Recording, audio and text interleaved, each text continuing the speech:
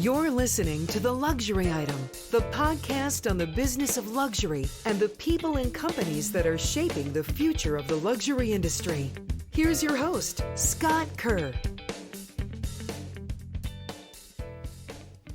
While Americans stay sheltered in place to avoid potential coronavirus infection, many are turning to wine as their beverage of choice. Market research firm Nielsen reported that wine has been one of the strongest alcoholic categories this year, which is up 32% in the week ending on April 4 when you compare it to sales data from the same time last year.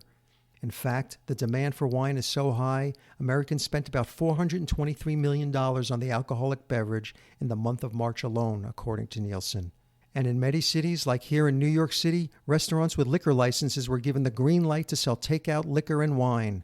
This resulted in a surge of creative desperation, with some of those restaurants pivoting to become more traditional wine retail shops to make ends meet.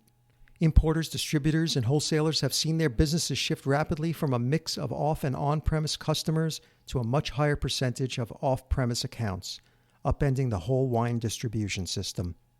And like everything else COVID-19 touches, the wine business will permanently change. I can't think of a better wine expert to put this all in perspective than my guest on the Luxury Item podcast, Thomas Matthews. Thomas is the executive editor of the Wine Spectator. He's been writing for the Wine Spectator since 1987 when he was a freelancer living in Bordeaux. Hired full-time in 1988, he was based in London for a year before joining the New York office. He became Wine Spectator's executive editor in 1999. He's also the lead taster for Wines of Spain. Matthews has lived in Spain, France, and England and has degrees from Bennington College and Yale University. His passion for wine was sparked when he worked the 1979 harvest in Bordeaux and matured while working as a wine buyer for New York restaurants Odeon and Café Luxembourg in the 1980s. In 1993, he published A Year in the Vineyards, an account of his experiences in France. Welcome, Tom. Thanks for joining me on the Luxury Item podcast. Great to be with you, Scott. Thank you. I have to ask, I hope you're being safe and staying well these days. Where are you located? I live with my wife in a brownstone in Brooklyn, and we have a peaceful garden, so we are comfortably sheltering in place. Oh, that's great. So when the days are nicer like it is supposed to be, now today's kind of a rainy day here in New York City. Tomorrow you'll be able to enjoy the nice weather in your backyard. That's great. So before we just missed the grilling and the friends. We just missed the grilling and the friends. Yeah. So before we jump into how the pandemic has upended the wine business, I'd love for you to tell the listeners who might not be familiar with Wine Spectator a little bit about the magazine. It's been around, I know, for about 40 years. It has, before Marvin Schenken purchased it, I think it was a newsletter, but I'd love to share about the magazine.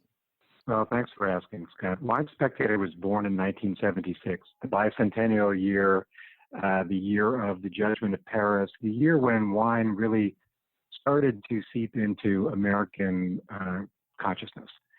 And it struggled along for 3 years under its original owner, but was failing, and Bob Morrissey, the founder, begged Marvin Schenken to buy the publication to keep it going.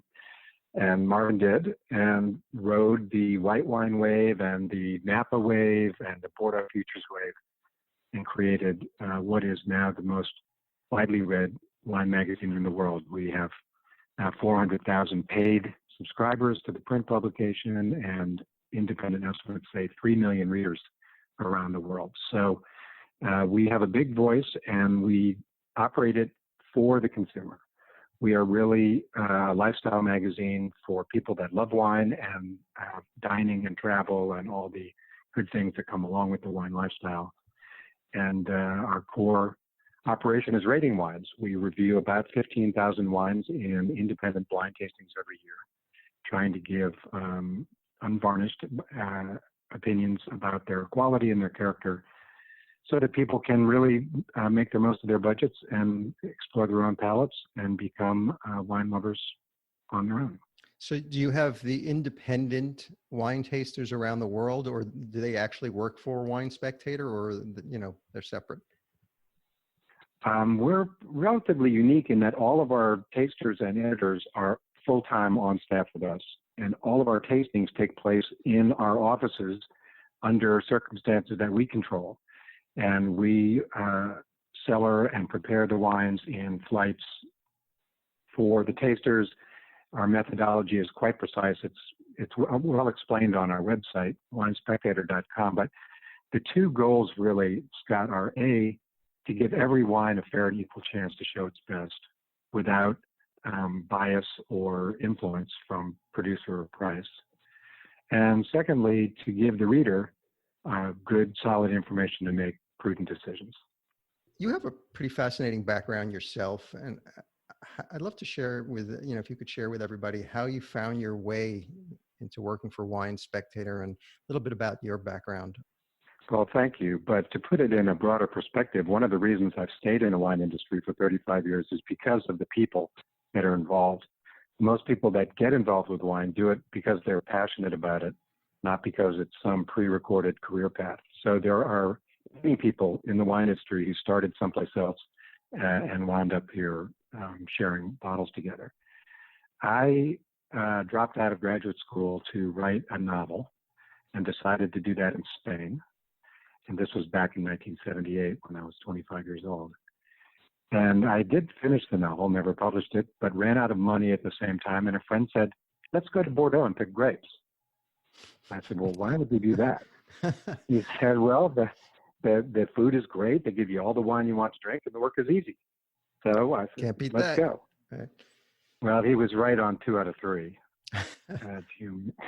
The work was not easy, but I just fell in love with the whole world, Scott. I mean, we were in a little vineyard in Entre-de-Mer, family owned, nothing special, sold most of the wine in bulk, working with a team of Spaniards, and just the whole world of it, the agriculture and the architecture and the history and the science and the people, especially the people. So I said, well, I have got to, I'm not a very good novelist. Maybe I can write about wine. So I moved back to New York, and as you mentioned, I got a job at the Odeon restaurant. This was in 1982. It had just been open a couple of years in a part of town called Tribeca that nobody even knew what it was. Right. But it kind of caught fire. For the 4 years I was there, working my way up from bartender to wine buyer, it became very trendy, and we had a blast. I remember one night, Diana Ross and Leonard Bernstein both came in, both wearing floor-length white fur coats. Wow. Beautiful. And if for people who aren't familiar with the Odeon, if anybody has read the book, Jay McInerney's Bright Lights, Big City, that pretty much captured what was going on at the Odeon at the time. And it really was this haven for people like Andy Warhol, Robert De Niro, John Belushi.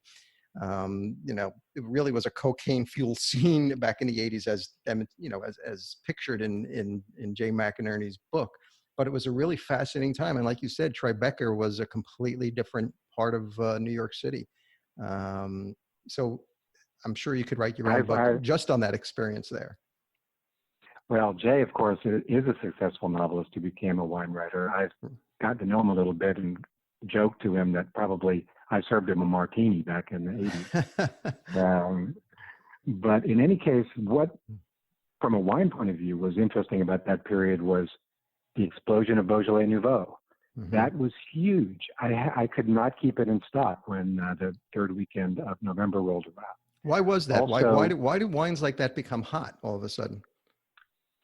You know, Scott, if I knew that answer, I'd be rich. But also Chardonnay. That was the very earliest days of California Chardonnay exploding. I remember Sonoma-Cutrer. Suddenly I couldn't keep that on the wine list. Right. And Absolute. That was when Absolute Vodka, the premiumization of spirits, started happening. So the early 80s was a very interesting time for the wine and spirits industry, and I was very pleased that I had a chance to see it on the ground, in a consumer-facing, trendy restaurant. But after a while, I got tired of schlepping cases from the cellar to the bar. So I moved back to France, 1986 now, with my now wife, Sarah, and we moved back to Entre-de-Mer, a little wine village, to research a book about the life there, which I had never stopped thinking about since 1979. And during that period, I started writing freelancing for Wine Spectator. And in 1988, they said, we're expanding. We would like to have a reporter in Europe. Why don't you join the staff?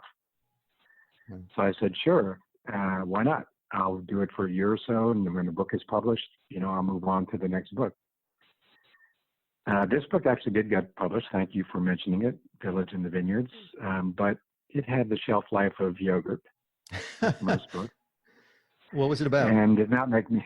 It was about the people and what it's like to live in a village that's devoted to wine. The local cooperative, the friendly mayor, his enemy, the secretary of the town hall, the crazy priest, all the kind of characters that you could imagine living in one of these backwater French villages. So when you go back, I was going to say, when you go back to France, do you visit that village? Very much. And do they remember you? Are the same people there? Oh yeah. And in fact, some of the younger people that we knew there have become close friends, and their daughters have come to stay with us in New York. So it's kind of been full circle. Wow. But again, that's the wine business. It's just hospitality, sharing, like-minded people, generous and friendly. Yeah. So let's fast forward to today where, I don't have to tell you and the audience, we're living in unprecedented times. So what happened the day that you heard that restaurants and bars and winery tasting rooms were being shut down? And how did Wine Spectator cover that story? What happened that day and the following weeks? As you probably recall, it sort of was rolling thunder. In early February, I was in Spain for a wine fair called Barcelona Wine Week. And this was the very first days of February, and all of the Asian visitors who were scheduled to come had canceled. Yeah. So we were talking with the organizers, well, what's going on? Well, we don't really know, but there seems to be an illness over there. We're still kind of learning about it, but it's quite a blow to the fair not to have these Asian buyers and visitors. So I got back, and there was Vinexpo New York at the very first days of March at the Javits Center, and the Javits Center was empty. And what's going on? Well, things have been canceled. People aren't coming. So our first report on the coronavirus on winespectator.com was posted on February 27th. And at that point, it was still focused mostly on what was happening in Hong Kong and mainland China, but also noted that Italy had just begun reporting cases, and that the lockdown had started and tourism was threatened. So by the time our office was closed on March 16th, of course, everything was basically locked down. And but we've moved to remote working. We have 40 people on our staff. Everybody's scattered to the four winds. And I think that our website has continued to do amazing job covering. We are publishing stories every 2 or 3 days, both hard-hitting facts about the damage that the wine experience, and especially the restaurant experience, is having, but also more light-hearted things like what to read, what to watch, how to entertain at home by yourself, things that can maybe help people get through the hard times. So are you finding that you're hearing from some of these wineries and owners and some of the people that you've worked with and wrote about over the years coming to you either for advice or thoughts or want to get their story out? What are you hearing from them? Well, it depends on the sector. Yeah. The winery sector is kind of sort of schizophrenic. On one hand, they're continuing to tend the vines and work in the winery in order to manage their inventory and prepare for this year's harvest. But on the other side, they don't have any visitors, right? And and half their customers are closed. So, for example, a young man named Jesse Katz at Aperture in Healdsburg, Sonoma, had spent 5 years building his winery and tasting room to open to visitors. Grand opening was April 17th. So, I mean, that didn't happen. So he had a virtual opening through Zoom, and it's just, but at least they still have their normal tending the vines, pruning, spraying, whatever, that work, which helps keep them sane. Right. The restaurant industry, of course, is a disaster. I mean, we have 4,000 restaurants in our Wine List Awards program, and we did a survey of them recently, and only about 5%, mostly international wineries, are actually fully open for business. 50% are open for takeout or delivery, but of that, their business is down 70, 80%. Yeah, I was talking about earlier in at the beginning of the show, on the opening of the show, how a lot of these restaurants, especially in the big cities, with liquor licenses, they've been sort of given the green light to sell takeout liquor and wine, and they've all of a sudden had to pivot their business to become these wine retail shops to make ends meet. And that has been a benefit for them, Scott. In our survey, more than half of the restaurants that are open are also selling wine. Yeah. So it's something that they've already paid for, that now they can actually get some cash flow from, and they're offering, in many cases, excellent prices. So for savvy consumers, I would say check out your local restaurant and see what they've got to offer. Yeah. And, wine sales are exploding right now, particularly online because of, this coronavirus quarantine. So do you see that continuing? Well, the retailers, they just can't believe it. I mean, for them, it's like every day is Christmas. Right. But on the other hand, they're social distancing, and as you said, the people not coming to the store, having to figure out how to do it all digitally and through delivery has posed a lot of challenges. And they are telling me that the kinds of wines that people are buying have shifted. That in the first few days, there was some celebration kind of buying, high end, might as well splurge, who knows how long it'll last kind of thing. Mm-hmm. But now it's really gone back to magnums, bag and boxes, $10 bottles, value for money. Interesting. So they may be selling, they may be selling more volume, but they're making less money. What I was looking at this, and I'll talk about that shortly, but one of the trends that came out from the study from IWSR said that a lot of people are reverting to these familiar, trusted brands they know, that comfort feeling, if you will. So I'm wondering if that plays into effect here, because, trusted brands are beacons in tough times like this.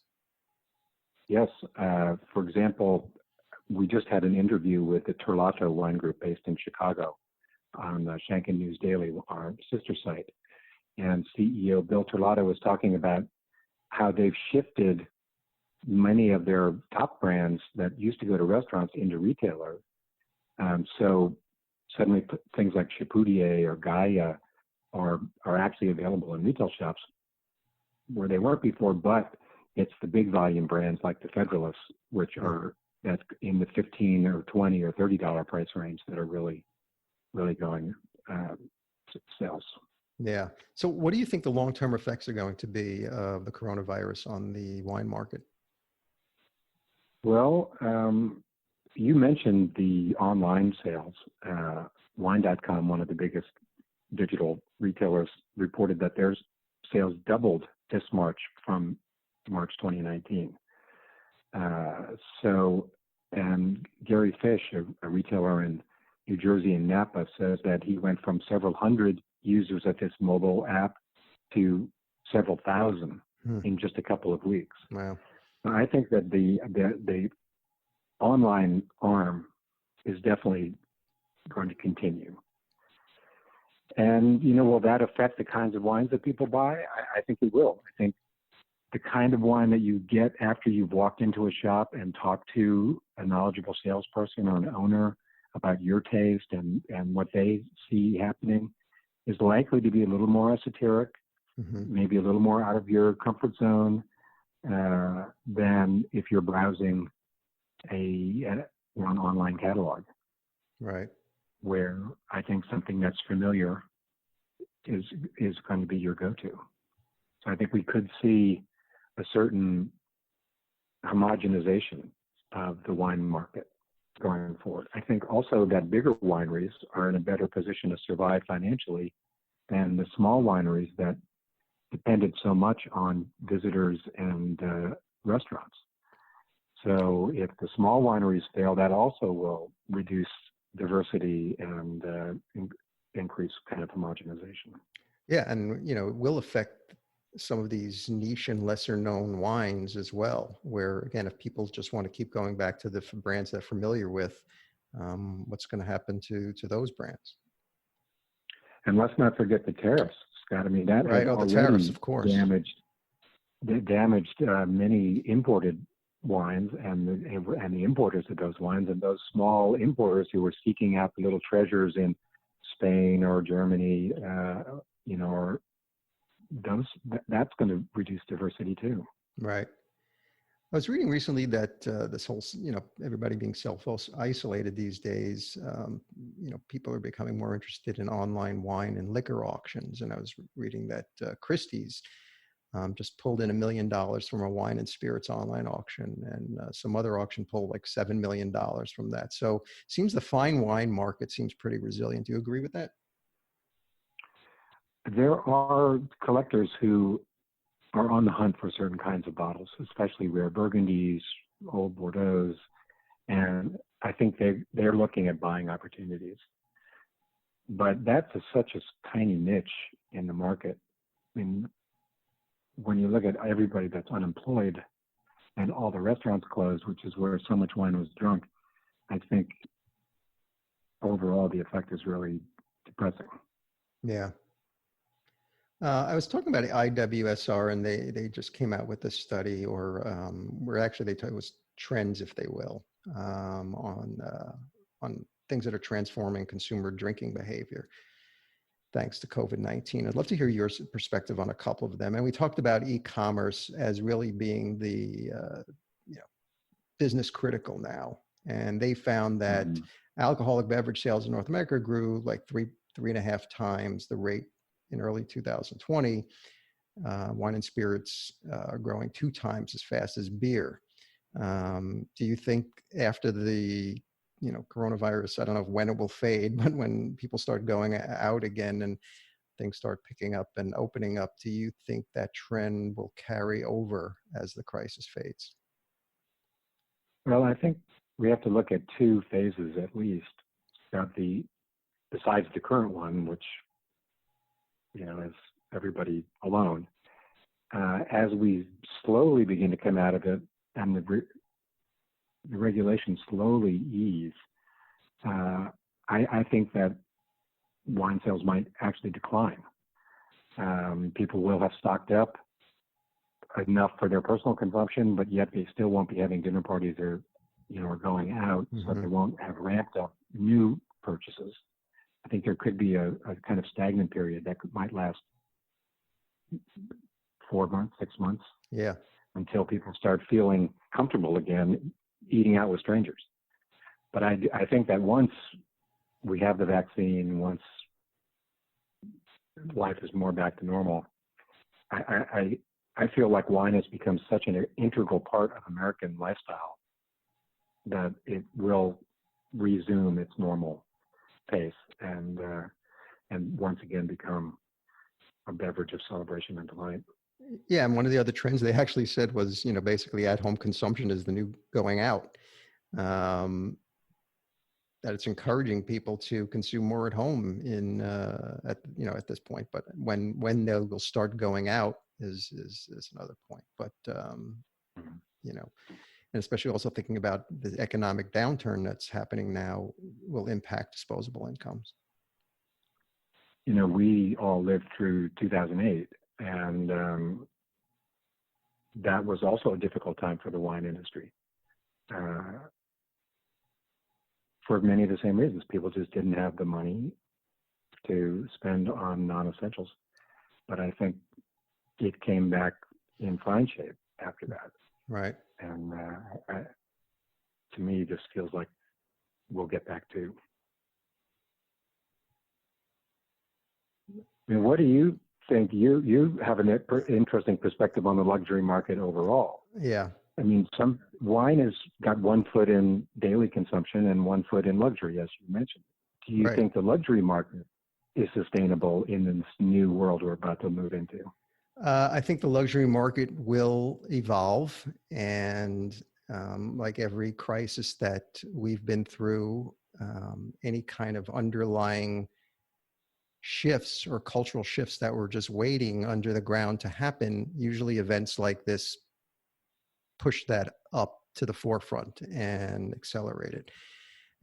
Where luxury, especially within the digital world, where luxury was always sort of behind everybody else in terms of selling luxury online and the digitalization of luxury sales, it's going to change the whole entire retail business. It was going that way anyway, but this sort of gave it that shove that people are just going to also think about what luxury means to them and what's important and what's not important. I was just reading, I'm sure you've seen it too, that Neiman Marcus just filed for bankruptcy, or they will file for bankruptcy, and that's just scratching the surface. You will see in the next few months more bankruptcies by large retailers, and just people are going to be forced to shop completely differently. We're seeing direct-to-consumer businesses, some of them that were sort of still figuring out where they were going or becoming profitable, all of a sudden are finding their way now that people are doing more things online. So they've sort of had a shove and a resurgence. So luxury is here to stay, but again, it's just evolving and will be something else. I think time will tell. I think it's still too early. There's research coming out every week, it's taking a pulse on the consumer. But again, that's very reactive. I think we still have to wait and see how it all turns out. There's a lot of things that are going to come into play here, but it'll be interesting times. I think there is a sort of innate human appreciation for things that are finely crafted, made of beautiful materials, work extremely well, can be handed down to your children. So, from that perspective, I think the luxury market and the high-end wine market has its place, right? Mouton Rothschild or Antinori in Italy, or some of these cult Harlem Cabernets in Napa. The brands that have transcended just a beverage and have become something more meaningful. Yeah, and one of the last trends that they talk about is about moderation being on the back burner. That before the lockdown, many people were drinking healthier and in moderation. Now they're prioritizing comfort. So do you think that's also a temporary hiatus? Like, this is kind of a temporary hiatus and people are going to start drinking healthier again? Frankly, I hope so. I mean, I think that people are anxious, and alcohol is a way of addressing anxiety. But in the long term, it's better as part of a multi-tiered approach, including exercise, healthy diet, sleep. I mean, personally, I have cut back my wine consumption. It just feels like a prudent thing to do. I mean, for me, wine is shared around the table with friends and family. When my wife and I are sitting down together for dinner, it just doesn't feel right to open a bottle every night. So, and I think that, yes, let the belt out, relax a little bit, people will probably gain weight as well. Aren't we all? But carb loading is...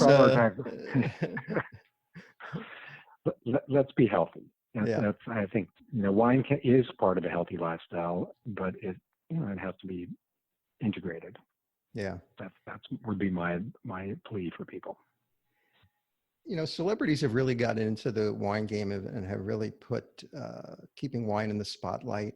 Basketball star Carmelo Anthony has a weekly YouTube series, What's in Your Glass, where he talks about wine with other celebrities. Netflix released that movie. I think has it really said? Oh, Uncorked, about what it's like to be a master sommelier. I was also reading that there's a collaboration with Snoop Dogg and 19 Crimes wine label, which they sort of put themselves on the map with their AR label a couple of years ago. Mm-hmm. They're doing a collaboration, and this past week, Ashton Kutcher launched this quarantine wine with profits going to COVID-19. All this buzz is great for the industry. It's true. I mean, and it's part of what I'm saying, that it's part of our culture. Wine is wine appreciation, enjoyment, exploration has become part of what we do. And whether it's LeBron James or Ashton Kutcher or Sting, and I think people take their cues from these celebrities, and that's another reason it's not going away. Wine appreciation and enjoyment. Yeah, and all the celebrities we just talked about have a stronger appeal to a younger audience, millennials. So I think, like you said, they're the influencers. So they will keep the industry alive as long as these influencers continue to embrace wine in their life. I think, though, from a wine journalist perspective, let's taste these wines and make sure that they're actually good.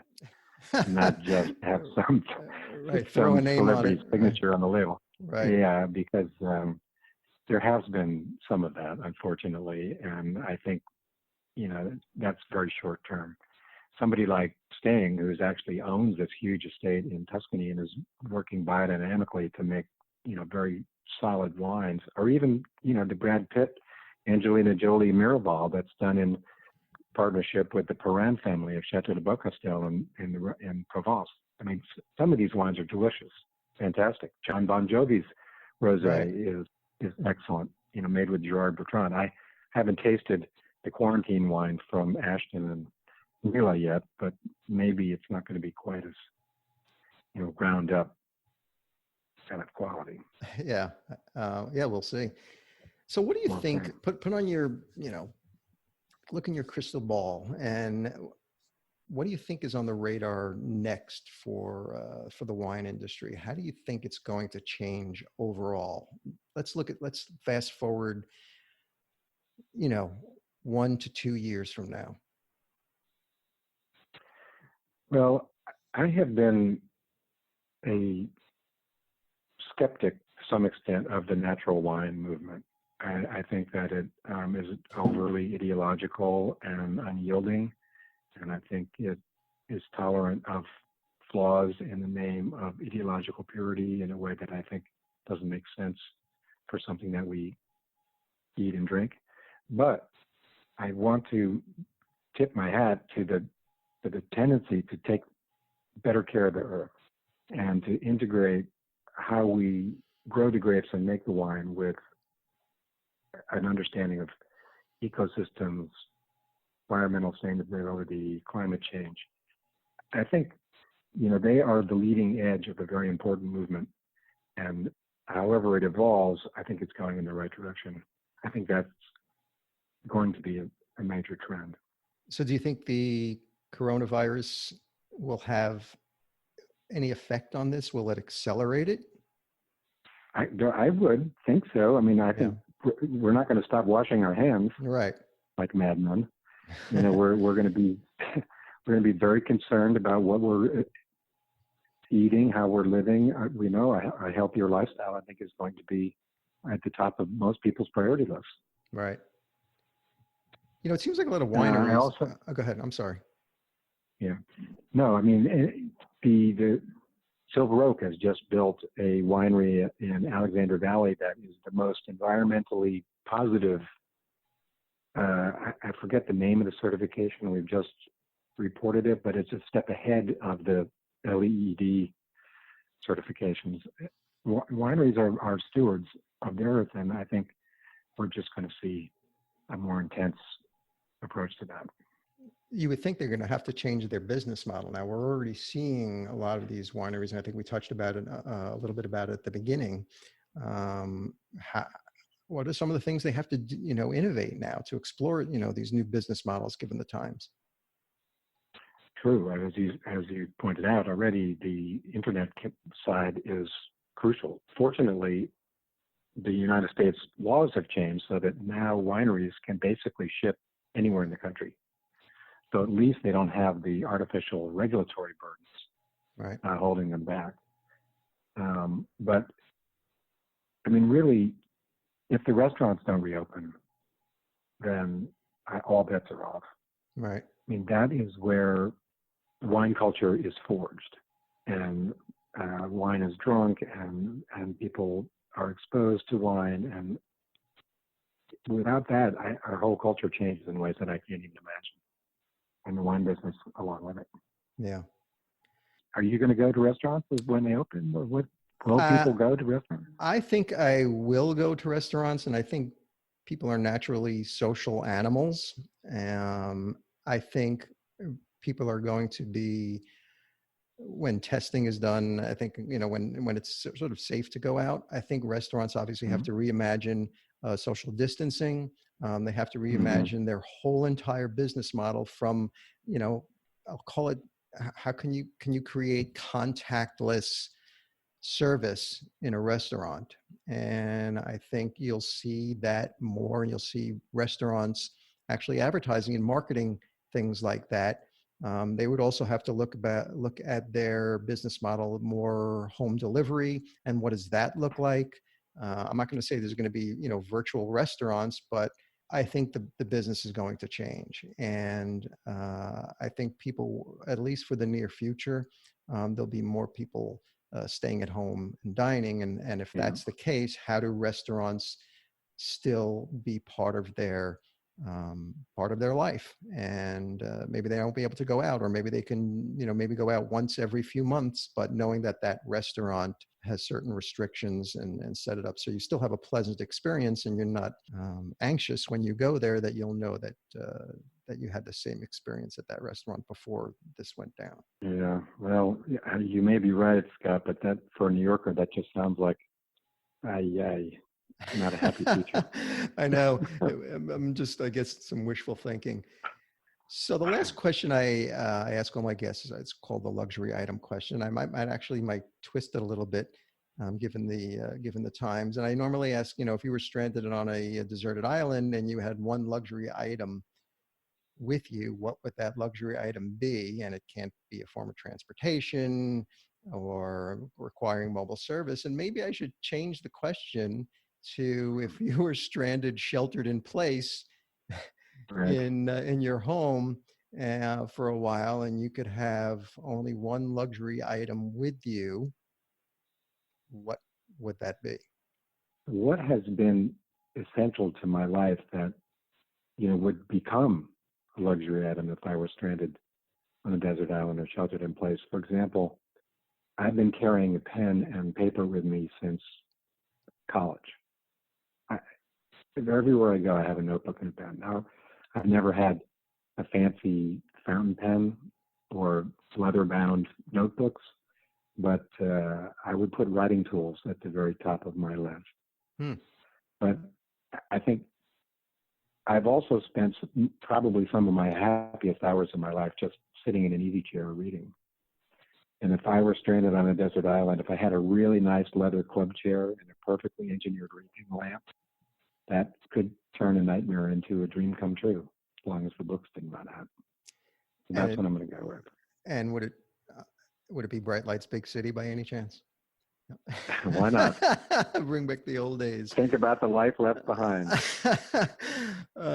Tom, thank you so much. This was really informative, and I appreciate you doing this virtual podcast, the first one. Hopefully, when things get back to normal, we'll get back into the studio again. But you've been a terrific guest, and I really appreciate you coming on.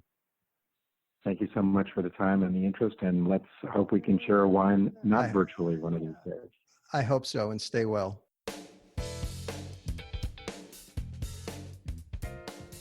That's it for this episode of the Luxury Item Podcast. Thank you so much for listening.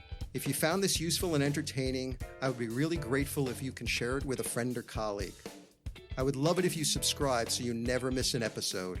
And while you're there, be sure to rate and review us on Apple Podcasts. It really helps other listeners find us. The Luxury Item Podcast is a production of Silvertone Consulting. I'm your host, Scott Kerr. Until next time.